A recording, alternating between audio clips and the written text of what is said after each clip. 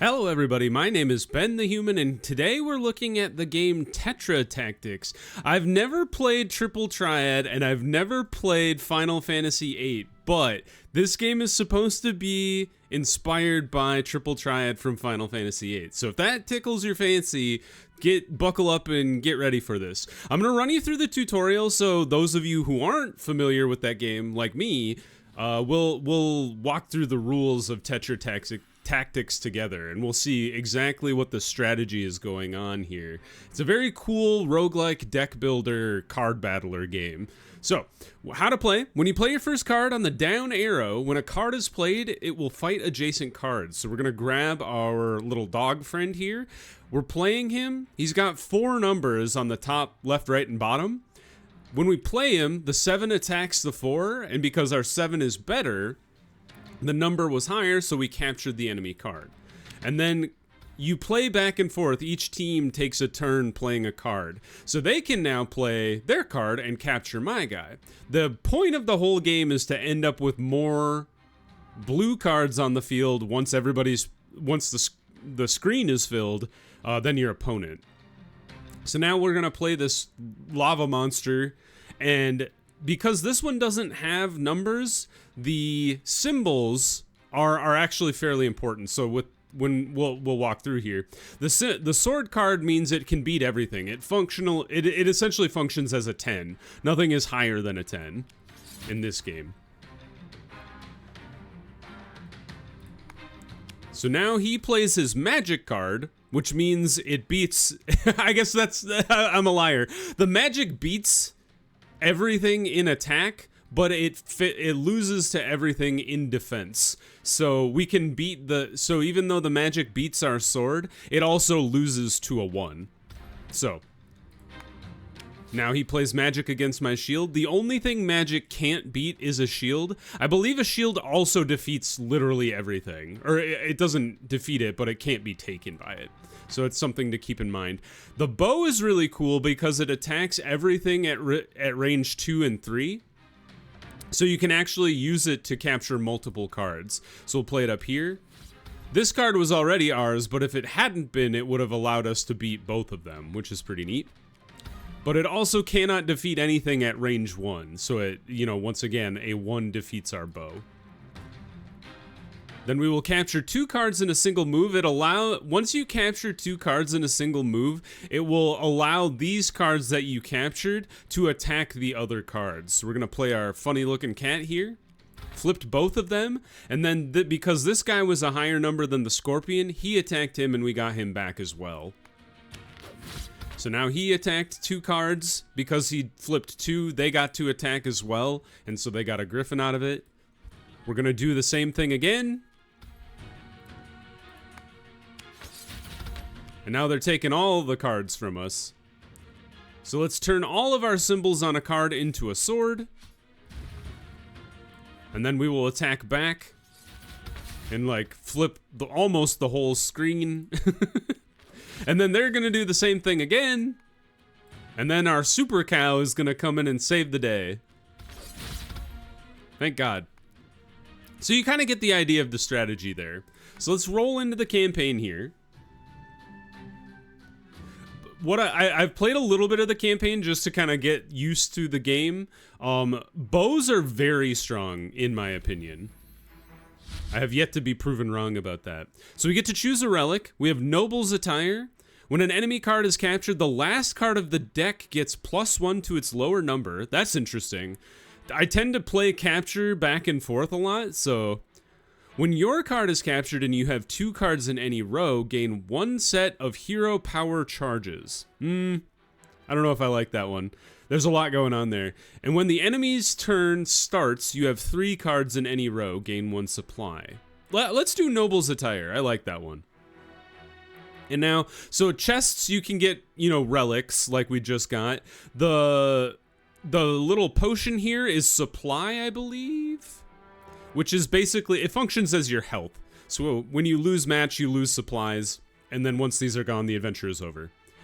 I'm not 100% sure what this is either a new card or it's like money, and I can't remember which. But, or maybe that's the shop. We'll see. We have to go through them anyway. So I'm kind of thinking 1, 2, 3, 4, 5. This one looks like it's better because you will get the most combat out of it. And you get money for beating other things. The other thing that I don't think the tutorial mentioned, or maybe it did and I just kind of, oh, it did, and I just kind of glossed over it, is the hero powers. So we're playing as Nia Kasai, the intrepid hero. We have these 2 abilities we can use basically 4 times per battle. So we can either give all numbers on a card +1, or we can get a training day, which gives the lowest number on a card +4. And that's kind of a cool way to augment your cards. So the other thing that is on the grid sometimes are wall cards, which block your placement and also kind of protect cards. You can also kind of predict what your opponent is good at. It kind of looks like most of our opponent's cards have a single strong attack from one direction, or a couple middling attacks in multiple directions. So we'll just kind of keep that in mind. We do have a bow creature, so if anything, we'll want to play him on this top row after the enemy has put multiple cards down. But I'm thinking we will want to lead. They have very few, actually, the only right side strength they have is 1 or 0. So if we play a card right here that has at least a 1, it is impossible for the enemy to take us. So we're going to play the old boar, and it is now incapable of being taken, which is great. The other thing that we can try to do is we can try to attack their imp demon from the side, and we won't need to use a very strong card to do so.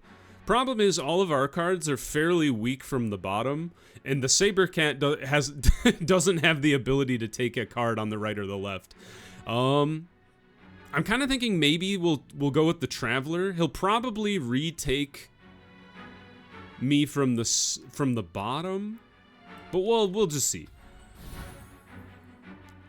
And every time we capture, because of our noble's attire, we get points back. Let's play the Saber Wolf under the weird louse, the stone flea. And it's gonna keep boosting our cards, which is good. The Unsightly Mage. I think we boost the hyena here. Actually, I take it back. Let's play the Saber Cat here. It's gonna flip the cow. Yes, so now what I was trying to set up was a way for me to flip multiple cards so I can attack all of these cards in a row. So we're gonna go ahead and play our... Yeah, we'll play our bear.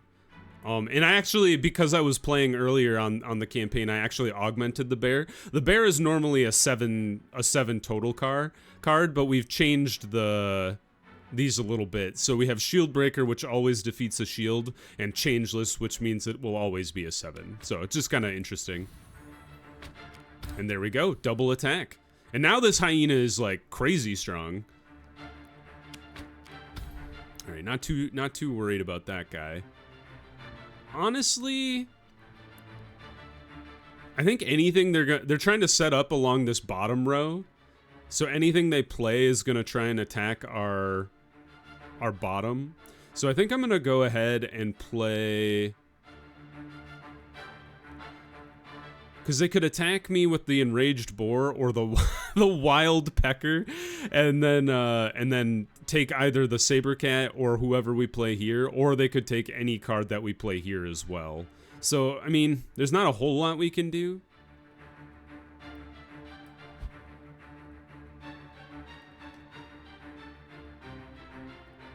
We can play it like this though, and they can't actually attack us from the top or the left. And now they just have the Wolf Dog and the Wild Pecker, which can only attack north. So we'll play our hyena here, and then we'll win. Good. All right. The plan was to go this way. All right. You've got just one kind of a similar deck as before. A couple units that have multiple attack cards but aren't nearly as strong. So let's see here. Let's try and stack up somebody who can't be attacked. I guess the Imp Demon is the one that we have to watch out for if we play a card here. But they don't really have anybody that can attack from the left side of their card all that much. So that kind of means that this and this are fairly safe. So let's play it. Maybe the Unsightly Mage is a good one here.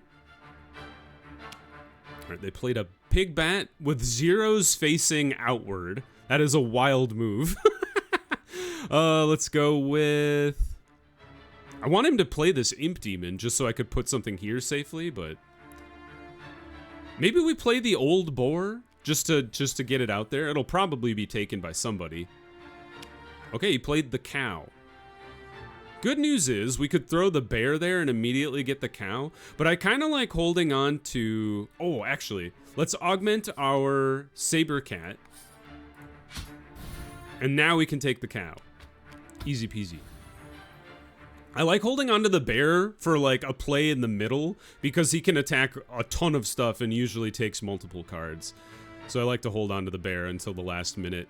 Let's go ahead and boost the Saberwolf again. We might as well use our abilities because I tend to not and then I don't get anything out of them, so there's no point in doing that, really. Okay, so the Lynx has attacked our Pigbat. Now we've kind of set ourselves up to be able to get a multi-attack off. I think I want to play Training Day, boost our ones on this card, and now we can attack both these guys and get the Pigbat out of it. And now we've taken the whole board. Now let's see what he does. The Imp Demon is unassailable. That is a wild move. But the Pigbat could attack something north of him, which would be pretty strong. They don't have anybody that can really attack downwards, so I think I'll play a card here. The Hyena is a pretty safe play. And then... I think we'll play here, and then we'll be pretty solid. So just play the bear. Yep. Not too bad. 10-4, pretty good. Night's Surprise. You feel a sadness crawl over your body, pulling you into the pits of the swamp. Not even the smell of salt water reaches your nostrils through the stench of death. This sounds horrible. The trees look like trolls lurking, ready to devour you. Suppressing your fear, you remind yourself that you're a champion. A monster appears and you're ready yourself for battle. Discount magic cards or shop sword upgrades. Oh, we don't have enough money. What a foolish decision I've made. Rats. Down we go. Get a new relic here. We got a sword. When an enemy card is captured, gain gold. That's awesome. When you attack in the corner, the attacking card changes all symbols to sword. Does that mean if I play in the corner, all of our attacks are swords? Or if I attack a corner, it's a sword? That seems really strong, but I'm not 100% sure how it works. And then the enemy turn starts, you have the low score, all cards in the enemy. I usually have the higher score, though. Let's do this one. I like getting more money, so we'll do that one. And I tend to be capturing cards a lot. All right, this guy has a shield, so we'll want to attack him from the side if possible. Meanwhile, he doesn't have great right-hand side attack cards, but he does have one, which is fairly strong. I think so. Maybe in that case, we'll just lead with the Old Boar here and just see what happens. Okay, he immediately countered me. He's got okay cards. Not up and down though. He's actually really strong, or stronger left and right, but not super strong up and down. So let's hold on to the Winged Might and try to get him to play on top of either of these two cards. So I'm thinking maybe Saber Cat? And I'm hoping he plays here. Money. Thank you very much. He did. Good news. Oh, although he's got a Shield Boy. Because I was hoping to play this guy, but I think Shield protects him from the bow. Can't be captured. Sure enough. He's smarter than I thought. All right, let's play...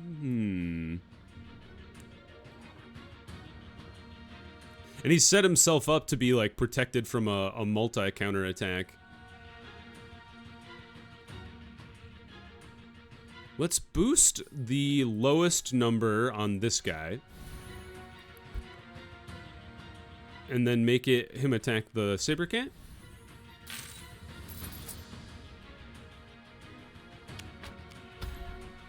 All right. He's just kind of stacking north to south, which is a little annoying. Like so. Now he's going to play the elephant boar, sure enough. Good news is now I can take both of these cards. Like this. It's going to be kind of a bare knuckle brawl to the end here. All right, this is actually really strong right now because I can take both of these with the bear, and then they'll take the traveler. Good. Man, I'm loving this sword. It's giving me a crap ton of money. Interesting play. What do you have left? You have the Traveler and the Gem Spectre. So if I play here, neither of those is really going to be able to... I guess the Traveler could retake the cow. But the Gem Spectre can't take anything because the 7 plays on the wall. So let's take the cow back. I guess this guy will take the hyena, but other than that... That might be the most lopsided win we've had yet. A creature red as the mountain moves forth, bellowing in a deep, full call to the wild. It lays forth dragon fruit, purple mahogany, and river blue. It tells you the name of the mountain is the Crimson Peaks, a place where ruin can come as swift as fortune. We will receive encouragement? Oh, neat! What is this? Drag and drop gems from the forge onto your deck to upgrade a card. Oh, neato! Very cool. So we could just get lots of pluses to things. We could add a shield to one side. Oh, man. Some very cool stuff. Crescent Light seems really good. What is already... I kind of want to, like, make the Unsightly Mage, like, impossible to defeat. Like, a 9/6 is really strong. And then... I kind of like the idea of upgrading the Traveler with a shield. Maybe? Or maybe we try to make the old boar better. Although we could always just get a better card and replace the old boar entirely, maybe? So maybe let's like try to upgrade the saber cat a little bit. And then this one is kind of interesting because we could like completely forgo a side and try to play the saber wolf on the bottom or the right. I kind of like that idea, making him a very specialized card. And then kind of the same thing with the hyena, even. Or maybe the winged mite.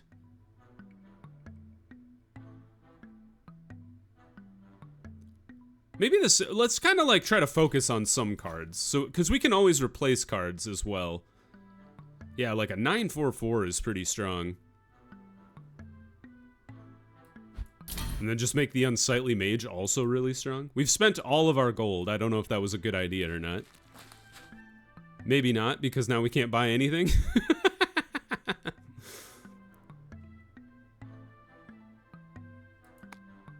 What are these? A Genie's Wish. I don't know if I've ever used a potion before. New. Alright, so that's a potion shop. Very interesting.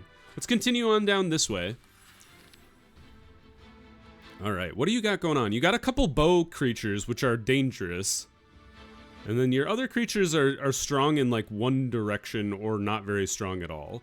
So let's keep an eye out for right hand and left hand. So that probably, he can shoot everything to the right and everything below. That means we should prioritize this top left corner. The only thing that could beat us would be like this guy, but if I play my Unsightly Mage, this card is impossible to take now. And now we can kind of play like north to south. How about this?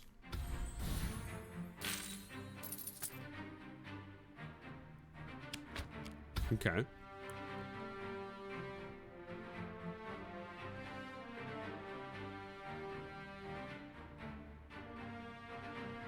We don't have great, like, below protection, but I kind of like the idea of trying to set him up for an attack from beneath. So I'm thinking, like, play Old Boar here. He plays here, and then I can take, exactly, I can take both of these cards. So let's boost, or, yeah, let's boost the Saber Wolf, so it's a 9/4/4/5. Take both these cards, take the Old Boar back, and now this guy is impossible to take as well, because all of their cards are 3 or lower on top. That guy cannot do anything down there. He's trying to set me up to be attacked by the bow, but I don't think his bow can attack anybody anymore. This guy anyway, because the arrows are too close. This guy could still attack this square, so we should probably not play in that square if we can avoid it at all. Why don't we play our own Winged Might? I don't think it's going to be super useful for very long. Okay, you flip that guy back.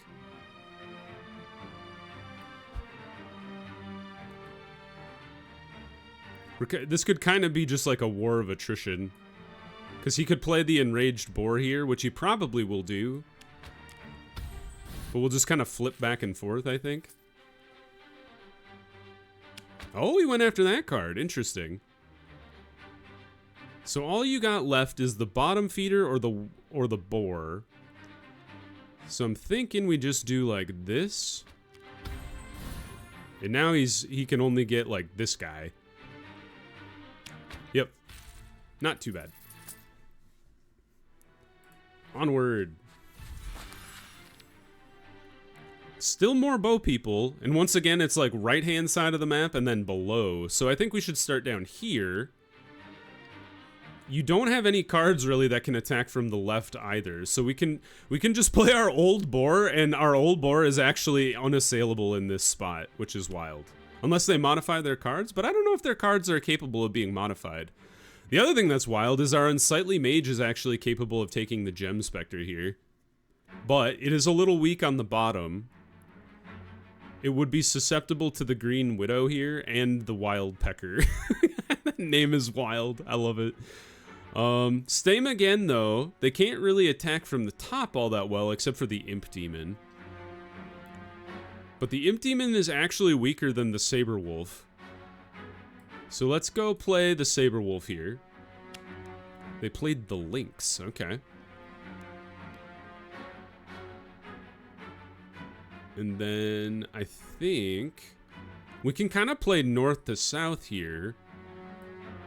I want to hold on to the Unsightly Mage, I think.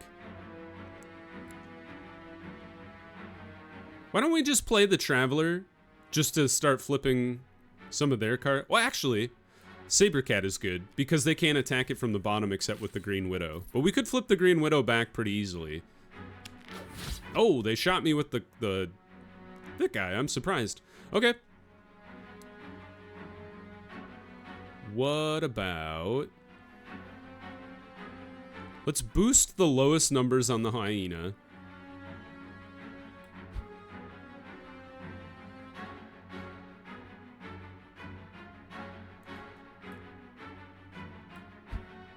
Maybe like so? Because they could play this guy down here, which is not great. Yep, I was going to say, they probably will. All right, let's see here. But good news is I can flip both of them with the Unsightly Mage. So like this, and then he'll attack him.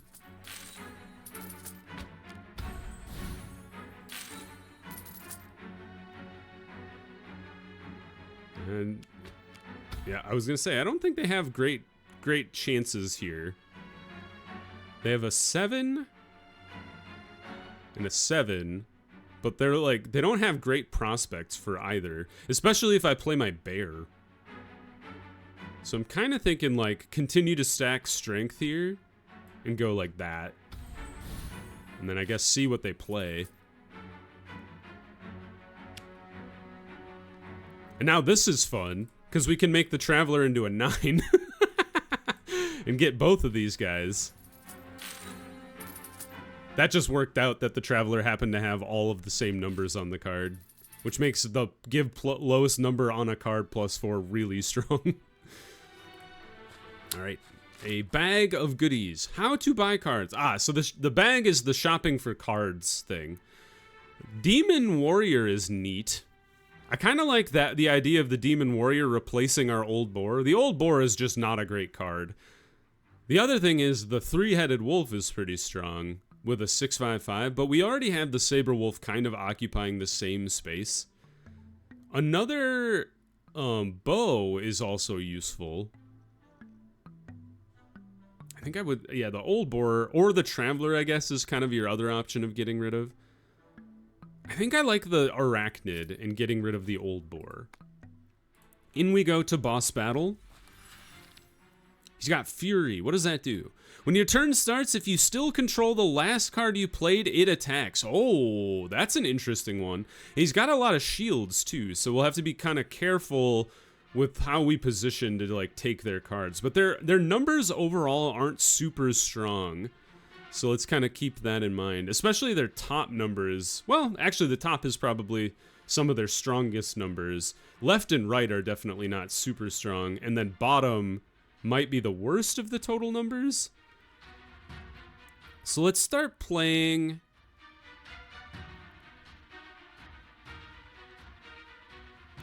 Let's start playing bottom up and play Saberwolf in the bottom left. They instantly took Saberwolf. However, we can immediately counterattack with the Triclopic Arachnid and take both of them back. Which means they don't attack anymore. Oh, you nerd! Oh my god, he's so much better than I am! Alright. So now we need to set up to be able to get an attack back. I'm kind of thinking set a weak card here and hoping they take this guy. Yes, okay, so now what I was hoping for is I can play this guy and then he'll take both of these cards.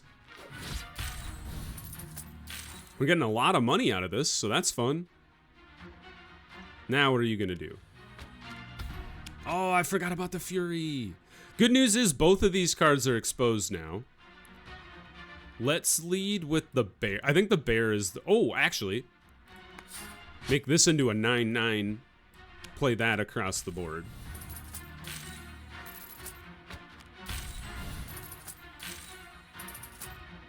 So it's hard. It'll be almost impossible to get through this guy. That's fine. What do you got left? We got a 3/4 on the one side, a 5 from below, and a 4 from below.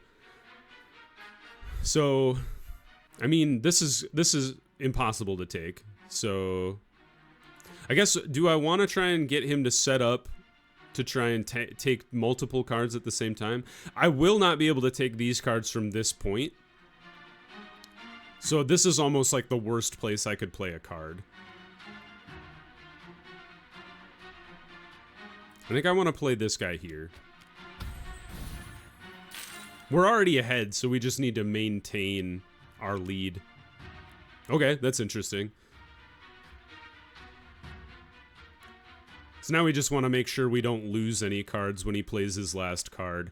So we could force him to play here, and he won't be able to get anything. Although we'd rather force him to play here because a 4 and a 0 and then a 5 and a 1 don't beat either of our cards. So let's play him, take the Slag Golem back, and then we win. Cool. Neat. We got access to the boss relics now. Chaos Rune, when you use a potion, all cards in the enemy's deck change a symbol to a new random symbol. Or Book of Power, when you use a potion, gain 1 set of hero power charges. Okay, so we can recharge our powers. And I haven't used any potions, so maybe either of these are really bad. And then Frontline, when an enemy card is captured and you have 2 cards in any column, all your cards in play change all symbols to shield. Oh, that's kind of interesting. It makes it really hard for them to take my cards back. I don't know if that's good or not, but it's interesting. So now you see, as we beat the bosses, we continue further on into the game. I'm not sure how many levels of like combat there are to go through. It does keep track of your time, and it keeps track of the number of nodes. But I'm not sure how many, like once we clear these bosses, is there like 2 more, 3 more? But you get the idea for the game. It's very cool. You should definitely check it out. Tetra Tactics on Steam. There's a link in the description if you want to check it out that way. And yeah, check it out. I'm having a great time with it. Definitely, if you enjoyed the video, click the like button. It helps me out a lot. If you want to see more Tetra Tactics or the other videos I have going on the channel, subscribe to the channel, comment down below. I look forward to it. But until next time, everybody, I hope you had a good one, and I will see you in the next video. Bye-bye, everybody.